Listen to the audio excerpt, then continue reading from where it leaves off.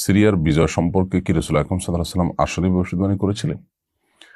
মূলত নবী করিম সাল্লাল্লাহু আলাইহি সাল্লামের অনেকগুলো হাদিস রয়েছে বৃহত্তর সিরিয়াকে কেন্দ্র করে। সেগুলো সবগুলোতেই মূলত শাম শব্দটি এসেছে। শাম বলতে তৎকালীন যে বৃহত্তর সিরিয়া, সেই এরিয়াতে আজকের সিরিয়া, জর্ডান, ফিলিস্তিন, আশেপাশের অনেকগুলো এলাকা কিন্তু সেখানে ছিল। অর্থাৎ আজ সিরিয়ার যে বর্ডার আছে, এই রাষ্ট্র সম্পর্কে আলাদা করে আসলে নবী করিম সাল্লাল্লাহু আলাইহি ওয়াসাল্লাম ভবিষ্যদ্বাণী করেছিলেন এমনটি বলা মুশকিল।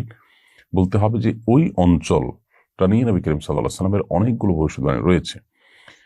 কিয়ামতের আগে একদল লোক সেখানে থাকবে, কিয়ামতের আগ পর্যন্ত তারা সত্যের উপরে বিজয়ী থাকবে, তারা আল্লাহর পথে লড়াইরত থাকবে। সেটা এই অঞ্চলের প্রতি ইঙ্গিত করা হয়েছে। এখন সেটা পার্টিকুলার কোনো এলাকাকে আলাদা করে আসলে বলা কঠিন, এটা একটা বিষয়। দ্বিতীয়ত হলো আরো যে সমস্ত ভবিষ্যদ্বাণী হয়েছে সবগুলোই যেহেতু শাম শব্দ এসেছে, শাম বলতে তার মূল অংশ সিরিয়া অবশ্যই, কিন্তু এর পাশাপাশি আরো অনেকগুলো রাষ্ট্র আছে। সেগুলোতে নবী করিম সাল্লাল্লাহু আলাইহি ওয়াসাল্লাম কিয়ামতের আগে যে আল্লাহর রাহে লড়াইরত কিছু মানুষ থাকবে, তাদেরকে কেউই অপদস্থ করতে পারবে না, তারা বিজয়ী হবে, এ কথা বলেছেন নবী করিম সাল্লাল্লাহু আলাইহি ওয়াসাল্লাম।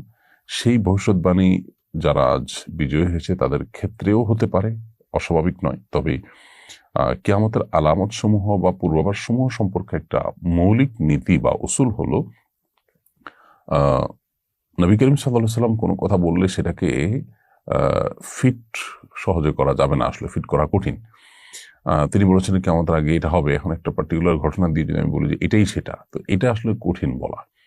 এটা তখনই বলা সম্ভব যখন সমস্ত ওলামায়ে কেরাম অন্য সব আলামত, অন্য সমস্ত বিষয় আশয় বিবেচনা করে তারা যখন এটাকে সেই ঘটনা হিসাবেই ট্রিট করবেন বা চিহ্নিত করবেন। হ্যাঁ, ব্যক্তি হিসাবে মানুষ তো মতামত দিতেই পারে। কিয়ামতের পূর্বাভাস সম্পর্কে যে সমস্ত হাদিসগুলো রয়েছে সেগুলো ব্যাখ্যা করে অনেক ওলামায়ে কেরামই বলেছেন যে নবী করিম সাল্লাল্লাহু আলাইহি সাল্লাম যে বলেছেন এটি তারই প্রতিফলন। এটা একটি মত। অনেকে আবার সেটা বিরোধিতা করেন যে এটা না, সেটা অন্য ঘটনা। তো এই জন্য কিয়ামতের আগে একদল লোক লড়াইরত থাকবে, তাদেরকে কেউই লাঞ্ছিত করতে পারবে না, তারা বিজয়ী থাকবে, ইত্যাদি ইত্যাদি যে হাদিস বলা হয়েছে নবী সাল্লাল্লাহু আলাইহি সাল্লামের বিশুদ্ধ সূত্রে বর্ণিত যে হাদিস রয়েছে, সেই হাদিসটি আজ যারা বিজয়ী হয়েছেন জালিম অত্যাচারী শাসক বাশার আল আসাদের বিরুদ্ধে, তাদের ব্যাপারে খাটতেও পারে। নানা কারণে সেটা নানা দিক থেকে মিলেও যায়, কিন্তু এটা জরুরি নয় যে এটাই সেই ঘটনা। হতে পারে যে এটি অন্য 10টি ঘটনার মতো একটি আমাদের জন্য আনন্দদায়ক ঘটনা, তৃপ্তিদায়ক ঘটনা, মাজলুমদের জন্য সান্ত্বনার ঘটনা, শিক্ষা গ্রহণ করবার মতো ঘটনা, যার মধ্য দিয়ে প্রমাণ হলো আবারও জালিমের পতন হয়, সেটা দুদিন আগে হোক আর দুদিন পরে।